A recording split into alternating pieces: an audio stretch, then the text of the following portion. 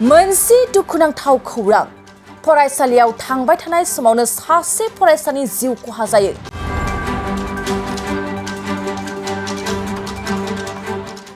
बे समाव रायजोआव गोख्रैथिजों बारहुंखा फैनाय समावनो बे जाथाया जायो। मरिगावनि दिगलबारियाव बिफां बायसिना होनायनि जाहोनाव सासे फरायसानि जिउ खहा। नंगौ, मरिगावआव मोनसे गिख्रंथाव जाथाया जायो। फरायसाफोरखौ लाबोबाय थानाय गंसे टेम्पुआव गिदिर बिफां बायना गोग्लैनानै सासे फरायसानि जिउ खहा जादों। मरिगावनि दिगलबारियाव फरायसाफ्रा फरायसालियाव थांबाय थानायावनो लामा ससेयाव गिख्रंथाव जाथायजों मोगा-मोगि जानांदों। फरायसालियाव फरायसाफोरखौ लांबाय थानाय समावनो टेम्पुनि सायाव फांसे गिदिर बिफाङा गोग्लैसिनदों, जायनि जाहोनाव बे जाथायाव सासे फरायसानि जिउ गोमायो। बे जाथाया गासै मरिगाव ओनसोलखौनो सोमोनांहोदों। मिथिनो मोननाय बादिब्ला बे थैनाय फरायसानि मुङानो जादों कौशिक आम्फि।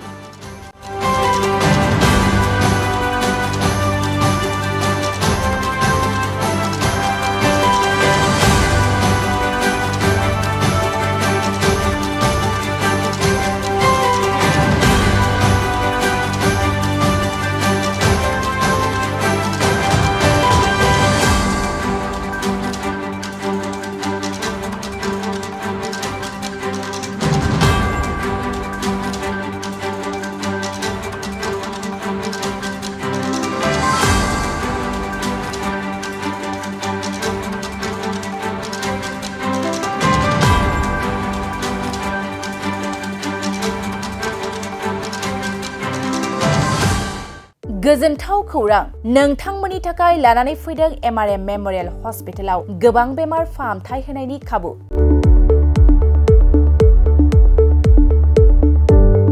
बेमारि सुबुंफोरनि थाखाय गोजोनथाव खौरां MRM मेमोरियेल हस्पिटालाव मोजां रोंगौथि गोनां डक्टरफोरजों बेमारि सुबुंफ्रा मोजां फाहामथाय लानो हानाय सुबिदाखौ लानानै फैबाय MRM मेमोरियेल हस्पिटाला।